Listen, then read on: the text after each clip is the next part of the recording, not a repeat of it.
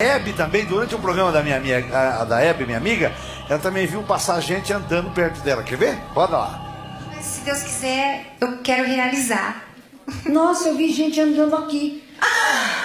Juro por Deus. Que susto! Vocês não perceberam que eu senti isso? Eu vi os passos, até pensei que era o Antônio. Foi no estúdio aqui? Não. No outro estúdio. Foi no dela. No 1. Ah, então lá também tem. Saiu daqui, foi lá. Agora, a pergunta que eu anotei aqui para fazer é a respeito de mitos e histórias que a gente sabe. Eu não duvido de nada, eu costumo dizer que se essa caneca falar para mim bom dia, Jô, eu falo bom dia, caneca. Para mim não tem problema nenhum em acreditar nas coisas. Mas cético, como você é, com o mesmo tipo de ceticismo. Eu já li muito a respeito dos famosos monges voadores do Tibete. Sim. Existe comprovação realmente disso ou é só papo? Porque quando a gente vê escrito, a palavra escrita tem uma força. Claro. Então você lê num livro sobre narrativas, pessoas que viram um monge catando frutos nas árvores, voando e tal, aquilo tem um peso muito grande. Existe comprovação dessas manifestações? Eu nunca cheguei a ver. Eu já ouvi falar de práticas mas não é vamos conseguir voar, não é isso. Existem práticas de meditação da própria energia interna, no qual não é que se voa, mas consegue se dar saltos muito altos sentado. Não, isso sim. Isso então, eu já vi até no programa. O salto não chegou a ser muito alto, na verdade parecia uma perereca, eles saltavam isso aqui, assim. Não, mas existem lugares que se faz quando se faz esse retiro. Eu nunca cheguei a ver, mas conheço pessoas que têm mestres ou amigos que fazem isso. Se faz uma pequena casinha de retiro, completamente fechada, fecha ela completamente por fora, e ela é muito alta, para ele poder dar esses pulos. E depois de um tempo de retiro, começa a se ouvir por fora, bom, o barulho dele dá aqueles pulos e cair. Não, volta brabo, quer dizer, não é que ele fica lá e pousa. Não. Isso. Eu já vivi experiências muito interessantes nesse terreno, mas eu sou uma pessoa que resiste muito. Né? Eu acho que tem certas revelações que de tal maneira viram a tua vida de cabeça para baixo, a tua compreensão do mundo, e você costuma resistir a elas. Mas eu já vivia com coisas muito interessantes, fenômenos muito interessantes. E um deles, dá tempo de contar um, por exemplo? Diga.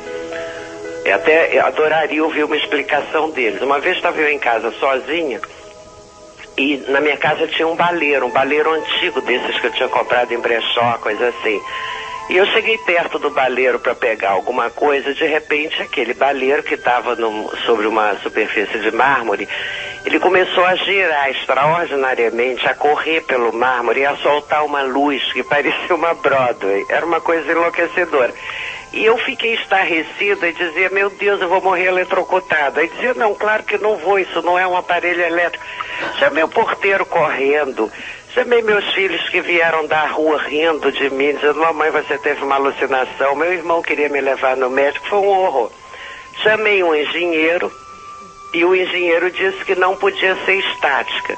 Aí vieram os amigos preocupados já no dia seguinte, e eu entrei com os amigos na cozinha, isso foi o que me salvou, e eu disse, foi ali. Quando eu falei foi ali, tinha 4 pessoas, a mãe da Márcia Ítalo, que é uma pessoa que trabalha em televisão, a Bia Sion, que é uma atriz, e tinha uma menina que era babá lá em casa. Quando eu disse foi ali, o baleiro fez tudo de novo, na frente deles todos. Aí foi uma coisa muito impressionante. A mãe da Márcia Ítalo era espírita. Ela disse que foi o fenômeno mais bonito que ela já tinha visto. Mas eu não sei o que isso quer dizer. Nunca mais aconteceu. E aí, olha, isso só indica que você, primeiro, tem muita energia. E que talvez o dono ou a dona do baleiro também estão implicadas nessa história. Eu falo dono ou a dona, pessoas já falecidas muitas vezes. Então, você teve um fenômeno de efeitos físicos que ocorreu na sua presença. Esse é o efeito cinético, porque pega um objeto e desloca o objeto de lugar. É chamado de efeitos físicos também. Então, mas isso ocorre em presença de um doador de energia. Ou seja, no caso, a pessoa que estava presente no início era você. Então se supõe que o doador maior de energia nesse caso é você, e foi um fenômeno benigno, porque você sabe que esses fenômenos de efeitos físicos ocorrem numa forma, vamos dizer, crítica, como um acidente, produzindo um acidente com a pessoa, um efeito físico que seja agressivo à pessoa. E nesse caso, tudo indica que foi uma demonstração, algum tipo de, vamos dizer, de presença, de mostrar alguma coisa. Agora, é importante sim manter esse ceticismo relativo, porque há muito delírio, muita fabulação, muita fantasia em tudo que toca a outras dimensões, ao mediúnico, como o seu Celso falou, ou ao parapsíquico, como nós utilizamos na ciência. Mas o mais importante é a pessoa não desprezar as ocorrências, valorizar, porque quem é capaz de usar a sua energia para provocar um efeito físico dessa ordem, deve poder usar essa mesma energia para muito mais coisas positivas. Como ela faz, como ela faz, a bioenergia, usar a bioenergia para... Mas eu queria falar com a Glória, que pelo jeito vai tocar, Glória Pérez, que vai tocar na novela América desse assunto. E ela gentilmente nos atendeu lá do Rio de Janeiro. Bom dia, Glória. Bom dia, Ana. Prazer em falar com você. Obrigada. Eu estava escutando seus convidados e aprendendo ângulos novos para botar na minha novela sobre essa experiência. Você sabe que eu já vivi uma experiência assim? Por isso é que me impressionou tanto. Não era uma quase morte porque eu não tinha nada, mas uma vez. Eu estava descansando, deitada na minha cama e de repente eu saí. Eu fiquei apavorada. Eu fiquei acima, tipo no teto, o quarto girava porque o ângulo você perde, né? Eu estava flutuando. Eu vi o cordão, eu olhava para o meu braço e dizia, meu Deus, eu ainda estou aqui. Era um corpo totalmente fluido. E eu fiquei apavorada. E eu falei, será que se alguém entrar agora aqui vai me ver? O que eu estou fazendo aqui em cima? Durou segundos. Eu fiquei muito apavorada e desde então associei a isso. Nunca mais fiquei deitada assim de barriga para cima. Sempre viro para o lado. Porque quando aconteceu isso, eu estava de barriga para cima. Não sei se tem alguma coisa a ver, mas eu fiquei tão apavorada com essa experiência. Vamos pedir uma explicação aqui para quem estuda por favor. Agora, quanto ao caso que ela relatou, você teve a experiência mais natural, que é justamente a experiência benigna que eu comentei no início, né? É a pessoa deitou, relaxou um pouco, o campo de energia de todo ser vivo, o nosso principalmente, ele expande na hora que você relaxa o corpo. Então dá uma sensação de que você inchou como um balão, que as suas extremidades estão ficando grandes. E logo depois a consciência se desprende, como o seu Celso falou, pelo perispírito, psicossoma, que é o nome técnico que é usado na ciência, e sai. Então todas essas experiências que as pessoas narram, populares, das tradições, dos folclores e tudo mais, isso tudo é real. Então esse cordão fluídico que o senhor se referiu, o cordão de prata, todos os pesquisadores da experiência fora do corpo e de experiências de quase morte confirmam, muitos inclusive tiveram a experiência também, e confirmam essa conexão energética entre o corpo físico e o outro corpo, o segundo corpo, o molde, a forma desse aqui, que é chamado de psicossoma. Então é interessante que a ciência vai dando nome, vai organizando as experiências. Nos últimos 17 anos da instituição que nós estamos aqui representando, que é o IPC, Instituto Internacional de Projeciologia e Conscienciologia, são alguns milhares de alunos, centenas de milhares de alunos no mundo inteiro que já receberam informações e que muitos tinham medo, como a Glória falou. Eu também fiquei apavorada de ficar flutuando no teto. Se chega alguém agora, o que vai acontecer comigo? Então essa surpresa, ela acaba sendo substituída por uma sensação muito agradável quando a gente pode repetir a experiência. Então nós procuramos passar para alunos, pessoas interessadas, que essa experiência pode ser controlada. E o que ela traz de muito bom para uma pessoa? A perda do medo da morte, o que já é uma grande coisa para qualquer um de nós. E troca por uma experiência pessoal, não apenas pela fé ou pela crença, por uma vivência que a pessoa tem. Você não tem vontade, Glória, de ficar de barriga para cima de novo? Não. É uma boa ideia. Eu fiquei apavorada. Facilita. Eu vi o cordão e eu fiquei imaginando se aquilo se romper. Milhares de pensamentos passam pela tua cabeça numa fração de segundos, né? Mas eu vi o meu corpo direitinho lá embaixo. Eu comecei a ler Nietzsche, também Umbanda no Brasil, e o Jacques Monod, A Causa e a Necessidade, um dos descobridores do DNA, né? Eu tinha uns 12, 13 anos, aí eu fiquei profundamente... E aí eu virei cambono de centro espírita também, mas era uma coisa muito jornalística. Eu ia todas as sextas-feiras por um centro ali na rua Marquês de Olinda, lá em Botafogo, e ficava querendo entrevistar um Exu que lá que chama-se Tranca-Rua. Eu tinha fascínio pelo Tranca-Rua, e tinha uma certa excitação sexual por um pombagira, sabe? Eu confesso que eu cheguei a bater uma punheta para Maria Padilha uma vez na minha vida. E aí, o negócio é o seguinte, com essa situação meio mórbido, rock and roll, eu comecei a entrar fascinado pelo tranca-rua. Eu chegava no final das sessões, eu já estava cansado, eu falei assim, olha, tranca, né? Tranca, como tranca. O negócio é o seguinte, eu vim aqui saber qual era a sua vida, não quero te pedir nada, eu achava muito deselegante ficar fazendo trabalho, assoberbando as entidades, né? E eu queria só dar uma boa vida para as entidades. Eu falei assim, eu vou fazer um autódromo de espírito, quer dizer, um aeroporto, né? Lá em casa. E aí, foi nesse meio tempo, já fascinado pela Maria Padilha, já fascinado pelo tranca-rua, já conhecendo todos os vocabulários, né? Porque tem toda uma terminologia, né? Um bandístico candomblé. Aí você já sabe, que os balbucios são aquilo, começa a identificar as coisas. Numa gira daquelas, apareceu uma outra entidade mais assim irada, que disseram que era o chefe do cemitério, era o Exu dos Exus. Aí eu falei assim, eu adoro o chefe, né? Vamos ver o que o cara faz. Aí o cara, eu fiquei muito impressionado que ele não, é uma entidade que não emitia palavra, só ficava, tinha tanto ódio. Eu falei, pô, que legal. Aí, pô, o cara ficava se torcendo todo. Aí uma coisa que me deixou assim fascinado foi uma vez que ele pegou um copo assim, pá, jogou no chão, pegou o vidro e começou. Eu falei assim, pô, esse cara realmente me convenceu, legal. Aí eu falei assim, vou ver se eu... Aí aconteceu o seguinte, eu falei, vou lá pra casa, vou me concentrar, vou ver se o Exu Caveira bate no meu quarto. Aí eu botei um Pink Floyd na vitrola, botei umas velhinhas, fechei a janela, fiquei, Exu, aí Caveirão, pode vir aqui, pô, você vai ter aqui um alento, você não vai ficar soberbado de trabalho, você vai ter um peito amigo para chorar suas mágoas, eu não vou ficar aqui pentelhando você, para você fazer serviços sujos, etc e tal. Bom, eu tô ali, daqui a pouco eu tive um piripaque e caí, aí eu acordei, eu estava já deitado na cama, eu olhei, assim, estava tudo destruído ao meu redor. Tinha um álcool Pring, sabe, aberto assim pela metade. Eu falei assim, mas que cenas de muita violência que davam para se notar que não tinha sido apenas uma queda. Eu devia ter tido um acesso, fiquei possuído, alguma coisa parecida. Fiquei meio assim tonto. Falei, mamãe, vou vomitar. Aí, pô, vomitei. Aí passei um pouco melhor. Aí eu tive a sensação de que nada era igual ao que era antes. Aí eu fui fazer um exame e disseram que era epilepsia. Aí fiquei epilético. Eu fiquei epilético, agora eu não sei se era histeria sexual, também podia, porque eu era um cara muito reprimido. Podia ser isso, e aí eu fiquei até nos anos 90, que eu fiquei epilético. Uma vez ela chegou na porta do meu quarto, eu estava dormindo, eu morei um tempo com ela. Aí ela tá muito velhinha agora, eu perguntei pra ela assim, vó, ela fez 89 anos, falei, vó, quantos anos você fez? Ela, 50 e pouco. 50 e poucos? E aí um dia ela chegou na porta do meu quarto, aí ela falou assim pra mim, eu tava deitado na cama, aí ela falou assim, Paulo Gustavo, eu falei, o que foi, vó? 3 horas da manhã.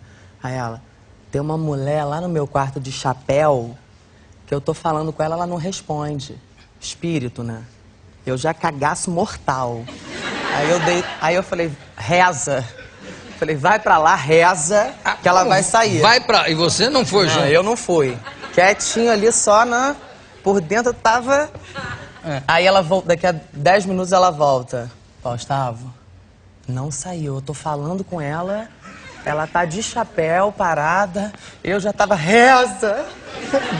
Eu não queria ir lá de jeito nenhum, então ela tinha essa mania, ela vinha, falava. Mas peraí, não vai lá. Não vai terminar a história assim. Vocês não querem saber o que... A mulher do chapéu, cadê a mulher de chapéu morou lá em casa há muito tempo. Depois um dia eu fui com uma amiga minha e aí eu falei... Quer dizer, ela não foi embora nessa Não, ela noite. morou lá em casa um tempo. E aí Você viu alguma vez? Eu não vi. E aí uma vai amiga... ver. Eu não moro mais lá. Não, e eu fui alugar um apartamento... Não mora mais lá? A mulher de chapéu também não. Né? Tá procurando apartamento. Mas você sabe que eu procurei um apartamento no Leblon pra morar, eu fui conhecer o apartamento 2 vezes, falei, tô apaixonado, vou morar aqui. Mas eu tava com uma coisa, eu falei, esse apartamento, eu vou perguntar quem morou aqui antes.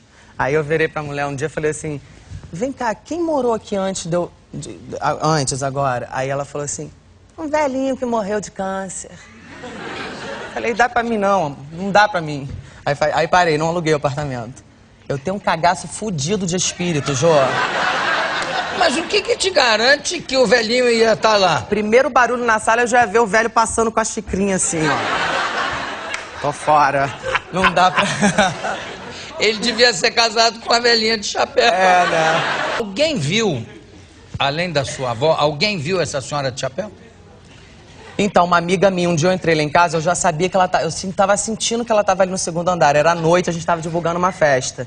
Aí eu tinha que pegar o bloco de Felipe. Vocês estavam fazendo o quê? A gente tava divulgando uma festa. Divulgando, filipetando uma festa, muito tempo. Mas isso era uma atividade profissional? Não, eu fazia.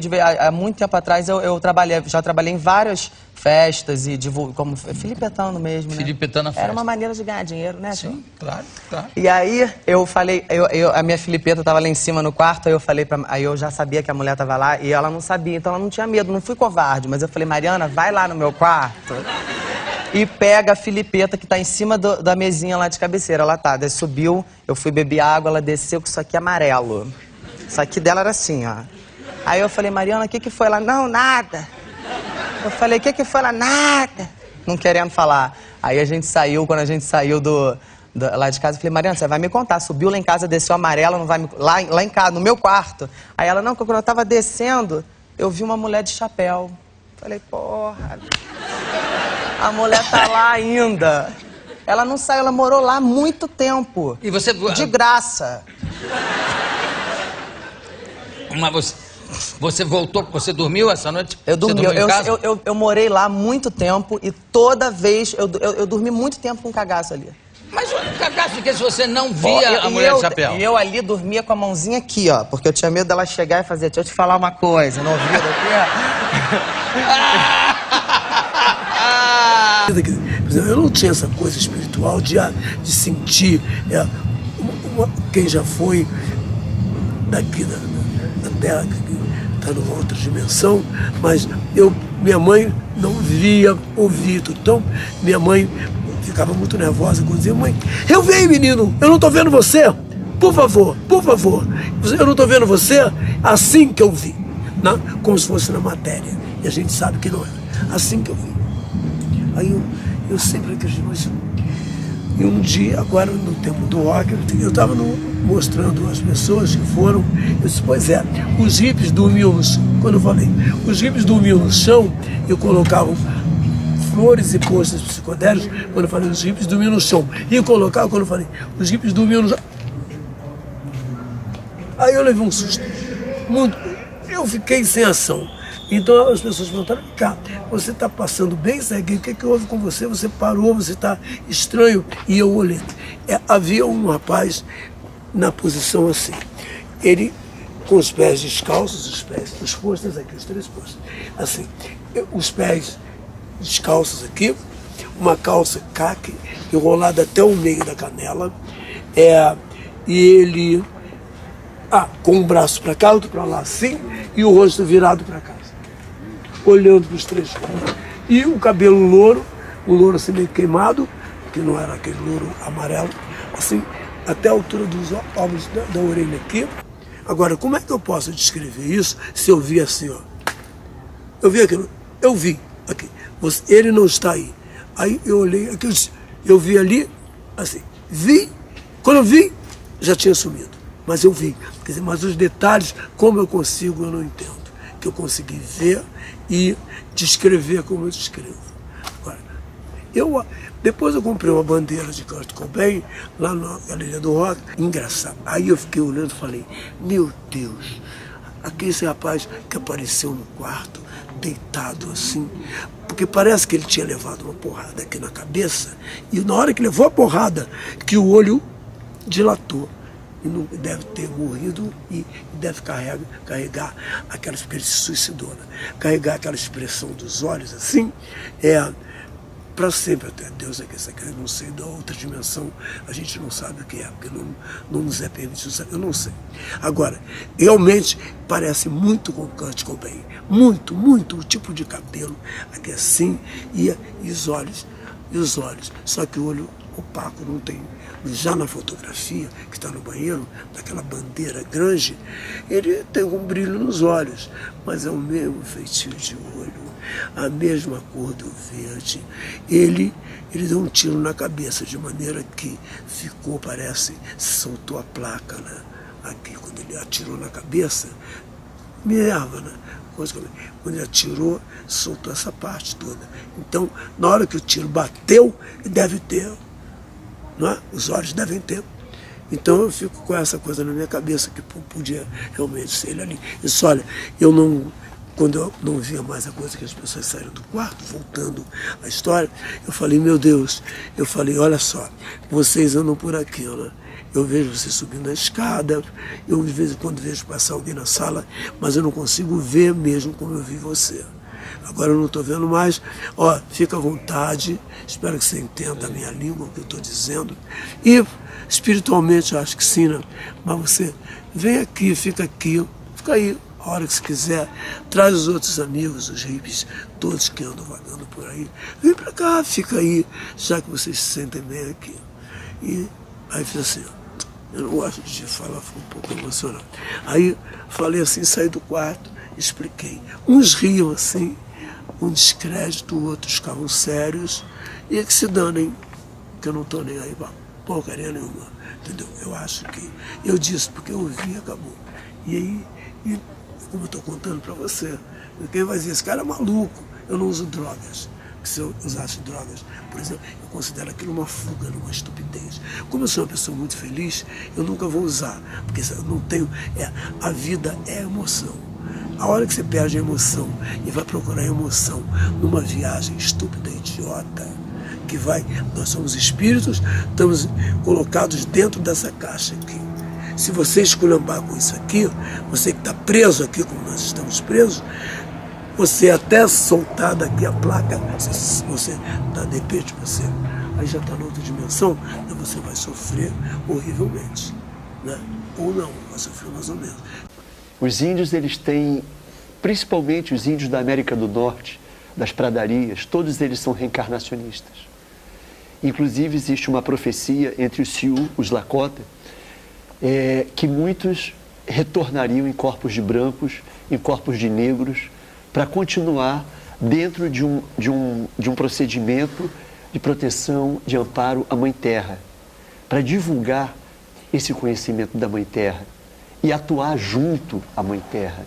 Pra você ter uma ideia, eu conheci um menininho negro aqui no Rio de Janeiro, que ele se dizia que o nome dele era Maipiu Aluta, um garoto pequenininho, de 7 anos de idade.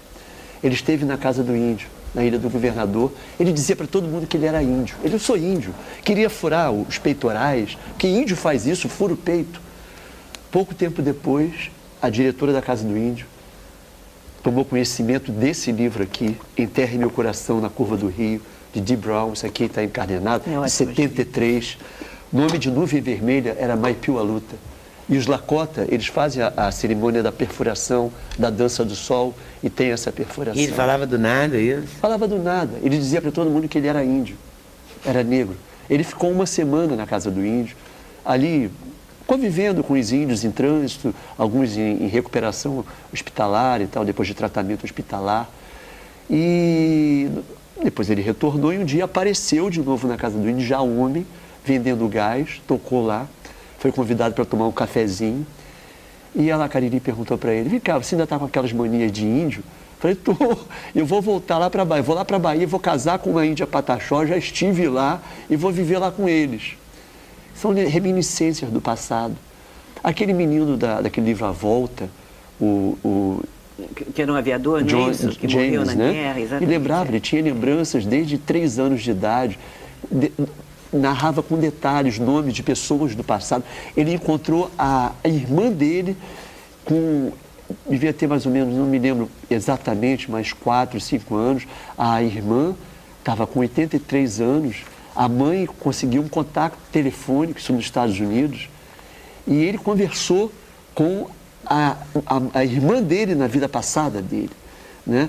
E uma série de evidências. O pai era completamente alheio a isso, achava que era invenção da mente dele. Quanto mais o menino falava, o pai ia na internet, comprovava todos aqueles nomes, todas aquelas referências. Ele lembrava do modelo de avião que ele morreu na guerra, ele falou o nome do modelo do avião. É mesmo fazer a plateia participar. O que acontece, assim, que me chama muita atenção nesse espetáculo, quando a gente fala de candomblé, fala de espiritismo, fala do evangelho. Todo mundo ri. Bom, aí quando começa o quadro do catolicismo, aí cria climão. Aí não. Eu acho que você tem que rir de todos, que a Eucaristia é isso, é avacalhar todas elas, né? E então acontece... vamos... Não, realmente o que acontece é acabar a luz no teatro, acaba muito. Incêndios. Incêndio, teve duas vezes. Não foi agora são 3, pelo amor de Deus. Mas aqui não vai ter nada disso. Não, aqui não. Então vamos ver? Vamos ver o trechinho do misticismo. Tem que entrar os meninos também, né? Sim. Agora, os físicos lá em casa, é que eu fazia experiência disso com a P. Steiner, nós tínhamos microscópio, tinha as coisas todas. Os caras chegavam e ficavam com medo. Agora, o que dava mais medo é a hora que eu entrava em transe e eles iam olhar a minha temperatura e olhava o dedão do pé e o pé estava 19 graus. Olhava a minha orelha, estava 19 graus. Eu falei, não, esse cara vai morrer, eu vou embora. Então, até médico. Uma vez tinha 3 médicos, eles nunca mais voltaram lá em casa, ficaram com medo de eu morrer. São os bobocas, né? Nessa história, eles eram totalmente bobos, não sabia nada. Então, esse ainda é pior ainda. E outra coisa, eu colocava lá o termômetro para ver, a minha temperatura realmente estava baixa. O senhor colocava 19 graus. Mas o senhor tinha intenção de diminuir a temperatura? O que fazia essa diminuição da temperatura? O meu problema é que eu entrava naquela teca do sarcófago que eu falei aqui, sabe? Então você começa a imobilizar e você entra numa verdadeira letargia. Com aquilo, então, você vai abaixando a temperatura. Aí você descoincide, cai fora. O corpo começa a gelar. Deixa eu falar outra experiência, tudo que eu já fiz muitas vezes na minha vida. Você pega e faz 6 bússolas, todas da mesma marca, todas elas iguais. E coloca 6 bússolas num lugar só. E você então começa a mexer com as energias na bússola. Vai chegar a um certo ponto, a hora que você entra em transe, que aumenta o processo de energia física, uma bússola vai dar banana para você, a outra vira para o outro lado, a outra fica assim, a outra mexe, as 6. Por que isso? Como? Você não pegou em nada. Você não vai chegar nem perto do móvel. Agora, isso eu fiz, os caras ficaram tudo assustados. Teve cara que foi embora mais cedo lá em casa, pediu licença, foi embora antes de acabar o experimento. Aí entra uma opção desses fenômenos de física, tudo na questão da água e os processos todos que são alterados. Tudo isso eu fiz durante muito tempo. Mas não adianta nada desses fenômenos. Nada disso rendeu para o meu trabalho. Nada. Cada um quer ficar, porque o cara lá via, admitia aquilo e falou assim, eu não posso entrar nisso. Eu não posso mudar minha carreira. Então, você mandava ele para o escambau e deixar para lá. Foi por isso que eu desisti de tudo. Agora, depois eu quis fazer umas coisas ainda mais avançadas. Falei lá com o meu amigo, o Lattes lá, ele falou, não entra nisso, Paulo, bobagem. César Lattes. Mas ele tinha alguma experiência parapsíquica para ter ideia? Não, mas ele teve experiência física e eles achavam que ele era doido. Ele tinha uma espécie de cotoveloma violento com o negócio. Agora... Porque é uma cidade alta. Cabe lá? Cabe. Lá nós temos água para a humanidade inteira. Inclusive, eu já fui vice-prefeito, sou médico, e lá cuidamos muito da ecologia da região. Muito bem. Todo mundo devia cuidar mesmo, um pouco, pelo menos, da ecologia, né? É porque é grave. Porque a Terra está... E é grave. É grave. E ninguém se liga porque é grave não para agora, né? É daqui 10, 20 anos. É grave para daqui, sei lá, acho que um pouco mais, mas é uma coisa que, se não se tomar providência, vai acontecer. Você faz parte também da igreja do seu filho? Não, não faço parte não, Jô. Mas já também tive contato com nave espacial. Já? Já. Eu estava junto com ele uma vez que a gente viu no aeroporto de Alto Paraíso. Eu era já vice-prefeito da cidade e lá... A história, desde que nós chegamos lá em 81, o pessoal falava muito disso. E eu duvidava. Até que um dia eu vi era 7h30 da noite, e vi um globo de vidro flutuando em cima da cidade, a menos de 100 metros. Era um globo de uns 30 metros de diâmetro, com uma luz opaca. E aí eu peguei um carro junto com 2 amigos e fomos acompanhando até que chegamos no aeroporto da cidade e chegamos a menos de 20 metros desse globo. E eu já tinha sido orientado que se eu visse alguma coisa, desse 3 sinais de luz. E aí eu fui para a direção, dei 3 sinais de luz e esse globo expandiu num fenômeno luminoso que eu nunca vi na vida, e expandiu como se fosse a refração da luz em mais de 10 vezes o seu próprio diâmetro, voltou, expandiu novamente, voltou, expandiu novamente, voltou. E continuou a 20 km por hora. Essa bola eu já tinha visto antes. Uma vez eu fui fazer um parto na zona rural, era 8 horas da noite, e vi como se fosse a lua, tivesse abaixado na terra. E eu perguntei para os rapazes que estavam me levando, falei, quem é aquilo? Ele falou, aquilo lá é mãe do ouro, doutor. É o quê? Eu falei, mãe do ouro? Eu falei, por acaso o ouro tem mãe? Ele falou, não, aquilo ali é um fenômeno da natureza, a gente está acostumado. Eu falei, mas como? Uma bola de vidro? É, aquilo ali a gente sempre vê, acostumados. E aí no dia seguinte eu voltei nesse lugar, e lá era um garimpo de ouro da época dos bandeirantes. E aquilo era a mãe do ouro.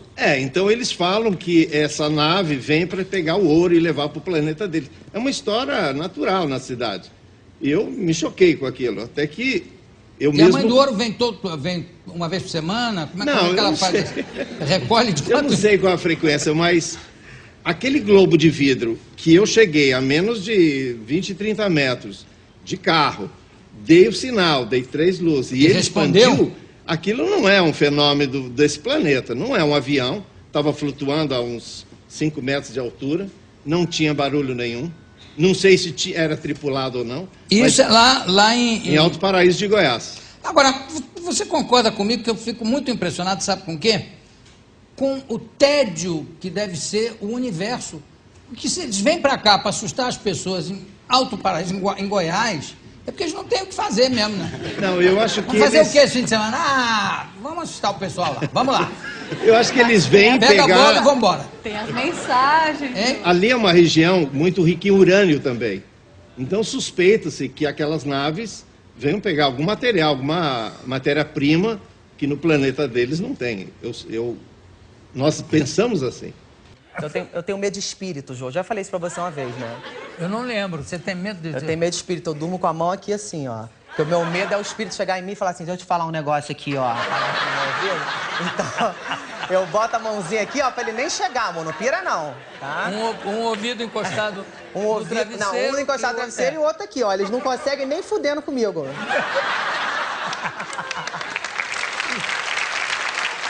Paulo... E esse medo vai aumentando com o tempo ou agora você diz, não, que bobagem, não precisa... Não, sei lá, às vezes continua são dormindo. fases, né? Às vezes eu tô muito agitado, às vezes eu não tô. Mas você já ouviu algum espírito falando com você? Você não, eu já... Para com isso, para de fazer isso. Não, eu já senti presença. Sabe como é que é isso? Não. Você tá parado assim, você sente um troço chegar aqui, ó. Aí você fala, puta merda, ó. Mas não chega a falar nada. Sem barulho, sem nada. É só um calorzinho assim, ó. Tô aqui com você, qualquer coisa, eu tô aqui, ó. Entendeu? É chegando aqui, mas nunca falou nada, não. Que se falar, eu saio que nem a desenho animado da janela lá de casa, na hora. O próprio vídeo que eu tenho aqui.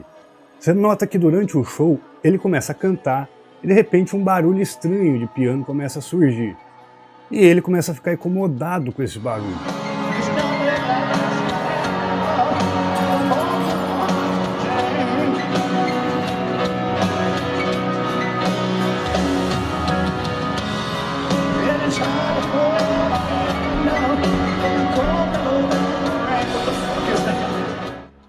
Em uma determinada ocasião, ele se irrita de vez e fala, mas que diabos está acontecendo aqui? Stop! What the fuck is that?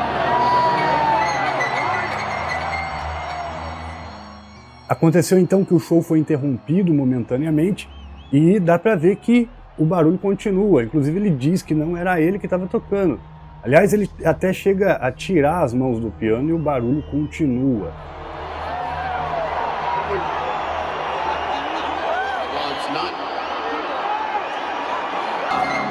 What the fuck is that?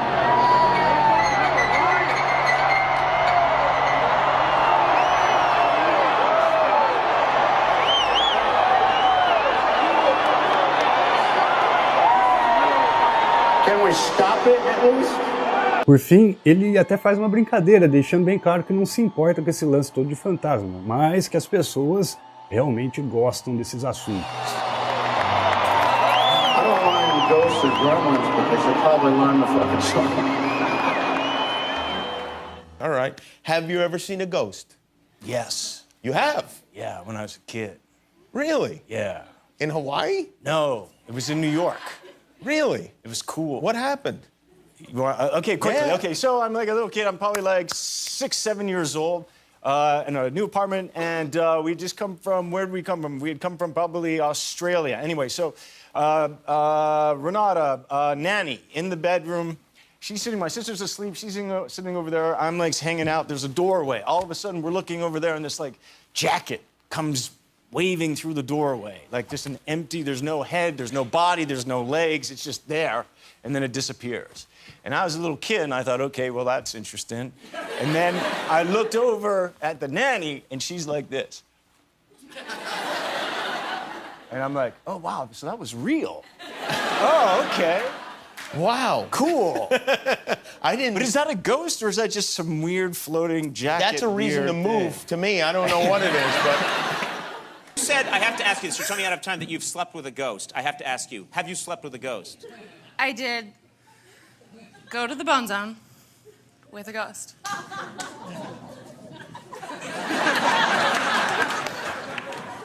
I mean, do you want details? Yes! Ghost of who? Was it a ghost of a famous person? Was it like... I don't know his name, but he was in my house. You don't know his name? Why, he's a ghost. And so he just started, like, caressing me like this. Oh. This story's getting better. And so then things proceeded from there. Right, it was a sexy time. It wasn't like sex. Can we talk about your house in Texas? Because I'm obsessed with this stuff. You have a haunted house. I do. All right, and it's really haunted. It's an actual haunted house, yes. So what do you mean it's your house? It's a house that your family lives in, or you live in? It's the house that I grew up in Texas, so technically it's my parents' house. Okay. But, Has it been haunted since you were a little girl? Yes. When I was a little girl, my mom walked into the room, and I was talking to something. And my mom was like, who are you talking to? I was like, it's the little girl in the picture frame. Her name is Emily. And then my little sister ended up doing that when she was around the same age. But this time she was like, it's the girl that lives in the closet. So honestly, like this is not a long enough segment to tell you everything, because it's like an hour of stories. It gets to the point where we're like, I bring people over, I'm like, watch, something will happen. They're like, no, it won't. My friend did that, and he got a text message from his friend. He sent a text and he goes, I think this place is haunted. And it sent back, definitely, definitely, definitely, definitely, definitely, definitely, definitely. He was like, why'd you send it so many times? He goes, I didn't send it that many times. Wow. Yeah. That's amazing. There was a red balloon, or actually, I don't know what color that is. I just said red because it's scary. My uncle actually, this is true. My uncle actually was watching TV, and all of a sudden this balloon floated down the stairs. What balloon floats down, by the way? And then it turns the corner. The ones that are running out of air, but it can... It turned the corner and it went down. Yeah. But was there a red balloon in the house to begin with? I mean, that's the question.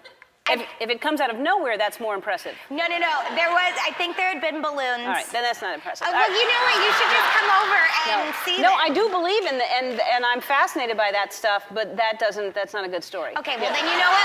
You'll have to bring me back on the show so I can tell you because I want to hear longer more. Story. Yes. But leave the balloon story out. Next time you tell a story, I like, definitely is a good one. Okay. I think all of the people who were introduced and those who were not introduced, all of whom have made their contributions to America, many inspired by President Roosevelt. And a special thanks to the members of the Roosevelt family who are here, and to one who is not, Eleanor, who made sure that the 4 freedoms were included in the preamble to the Universal Declaration of Human Rights in 1948.